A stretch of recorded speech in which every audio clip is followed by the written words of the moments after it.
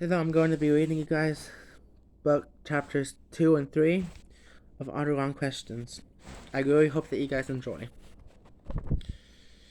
And so far, Gumi Snicket has left the city and he is going to some new town.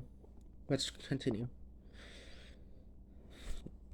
If you ask the right librarian and you get the right map, you can find a small dot of a town called Stain by the Sea, about half a day's drive from the city, but the town is actually nowhere near the sea, but instead at the end of a long bumpy road that has no name, which is on no map you can find. I know this because I was in Stain by the Sea that I spent my apprenticeship in not in the city, where I thought I would be.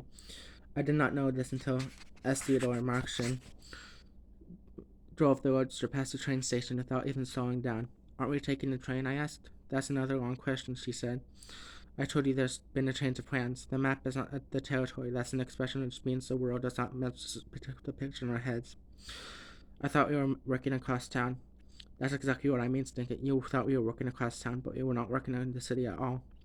My stomach fell to the floor. After the car, which rattled across, we took a sharp turn on a construction site. A team of workers were digging up the street to start working on the fountain of Victoria's finance. Tomorrow, if it were possible for an apprentice to sneak away for lunch, I was supposed to meet someone right there in hopes of measuring how deep the hole was that they were digging. I'd managed to acquire a new measuring tape for just that purpose, one that stretched out a very long distance and then scurried out back into its holders with a satisfying click. The holder was shaped like a bat, and the tip was measured with red, as if the bat had a very long tongue. I realized I would never see it again. My suitcase, I said, is at this train station. I purchased some clothes for you, Theodore said, and tilted her helmeted head toward the back seat where I saw a small bruised suitcase. I was given your measurements, so hopefully they fit. If they don't, you will have to either lose or gain weight or height.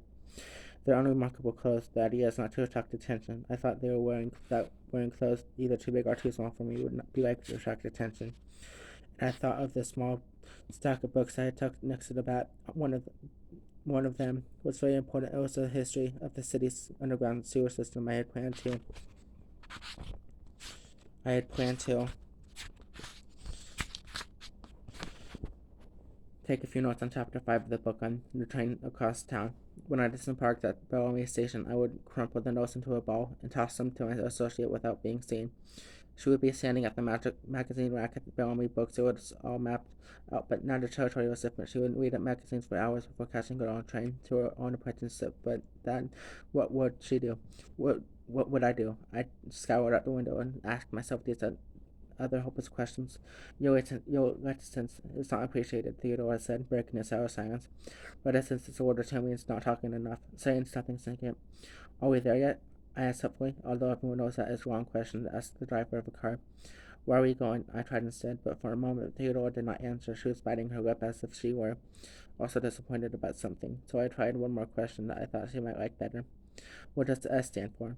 Someplace else, she replied, and it was true. Better before long, we had passed out of the city neighborhood, and then out of the district, and then out of the city altogether, and were driving along a very twisty road that made me grateful I had eaten little. The air had such a curious smell that we had to close the windows of the roadster, and it looked like rain. I stared out the window and watched the day grow later. Few cars were on the road, but all of them were in better shape than Theodore was. Twice I almost fell asleep thinking of places and people in the city that were clearly important to me. In the distance between them, and myself growing and growing until the distance grew so vast that even the longest tongue bat in the world could not make the life I was leaving behind. A new sound rattled me out of my thoughts. The road had become rough and crackly under the vehicle's wheels as Theodore took us down a hill so steep and long I could not see the bottom of it through the roadster's dirty windows. We were driving on seashells, my chaplain said in explanation. The best part of the journey is all seashells and stones. Who would pave a road like that? Long question, Snicket, she replied. Nobody paved it, and it's not really a road. This entire valley used to be underwater. It was rained some years back. You can see why it would be absolutely impossible to take the train. And when it so blue, right then, I decided not to say anything. Theodore glared at me anyway, and then frowned at the window. A distance away was a hurried, surrendered shape of a long train, bouncing high above the bumpy valley where we were driving. The train tracks were on a long, high bridge curved out from which curved out from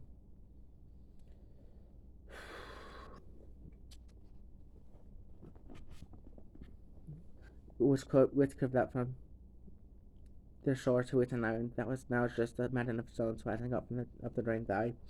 Theodore turned the roadster toward the island, and as he approached, I could see a group of buildings, faded black brick buildings enclosed by a faded brick wall.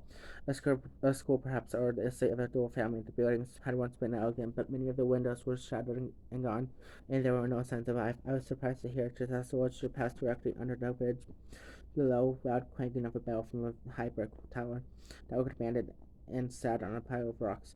Theodore cleared her throat. There should be two masks behind you. Masks, I said. Don't repeat what I say, Snicket. You are my apprentice, not a Myro bird. There are two masks on the back seat. We need them. I reached back and found the items in question, but had to stare at them for a moment before I found the courage to pick them up.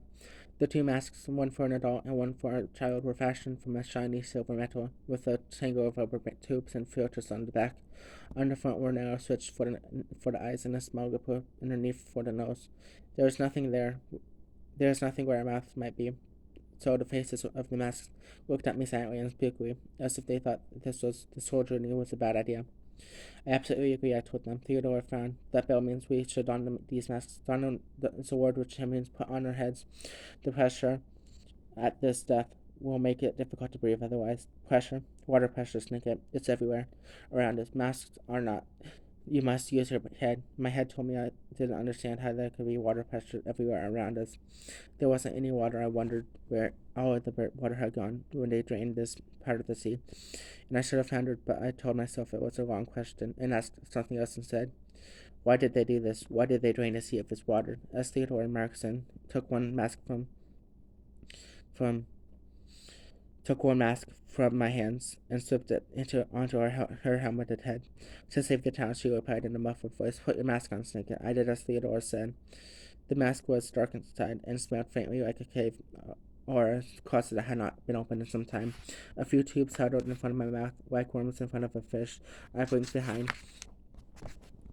That's it, says Theodore, and he blinked back. Is the mask working? She asked me.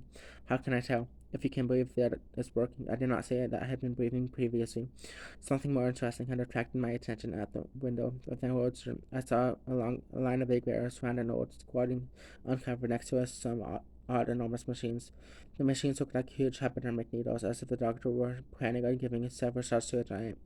Here and there were people, men or women. It was impossible to tell in their masks, tucking on the needles to make sure they were working properly.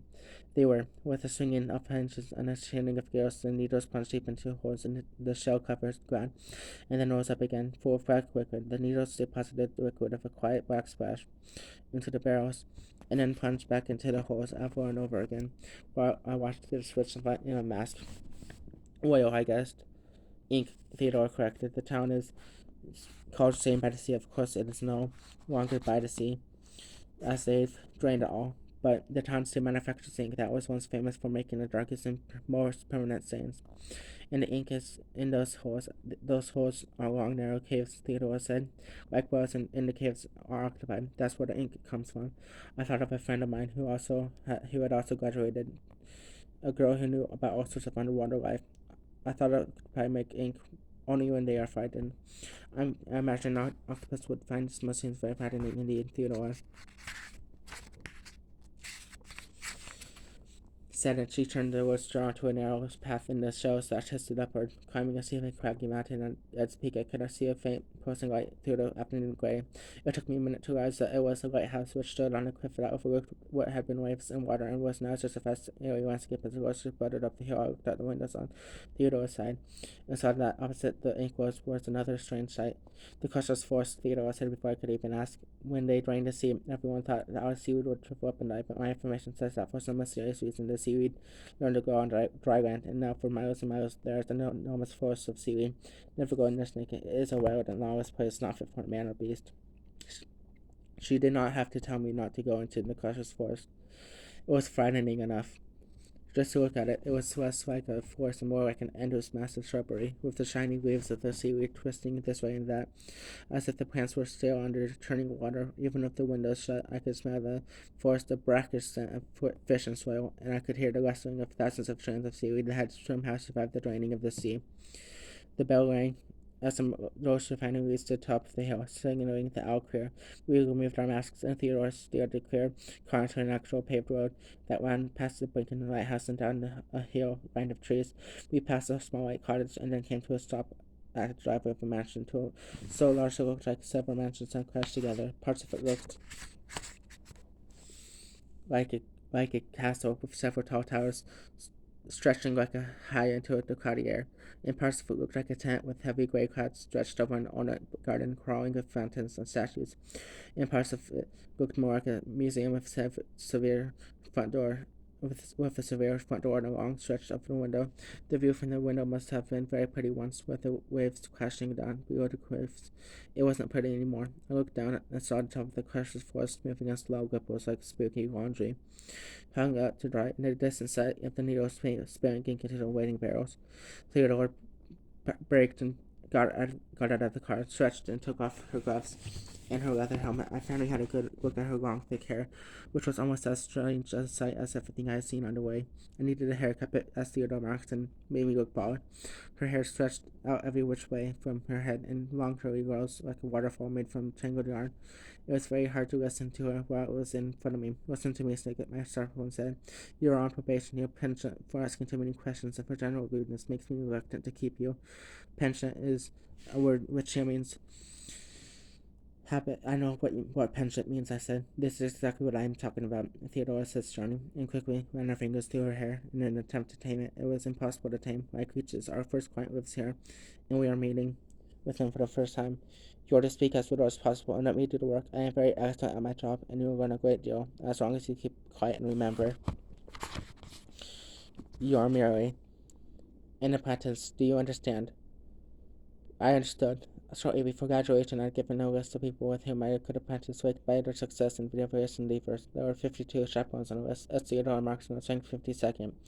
She was wrong. She was not an excellent at her job, and this was why I wanted to be an apprentice. The map was on the territory I had pictured working as an apprentice in a city where I would have been able to complete a very important task with someone I could absolutely trust, but the world did not match the picture in my head, and instead I was a strange, uncommon person overlooking a sea without water and a forest without trees. I followed Theodora along the driveway, up a long set of brick stairs to the front door, where she rang the doorbell 6 times in a row. It felt like the wrong thing to do, standing at the wrong door in the wrong place.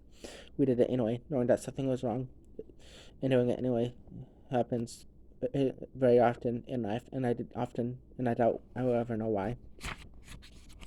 And guys, that is chapter 2 of All the Wrong Questions. I said I was going to do chapter 2 and 3, but I'll do chapter 3 tomorrow or next time. So I hope you like the series. I mean, I like it a lot. It's a good series. And I'll read you the next chapter later. Subscribe down below if you like the video, and right, tell me what other series you would like to hear too in the comments below, and like the video.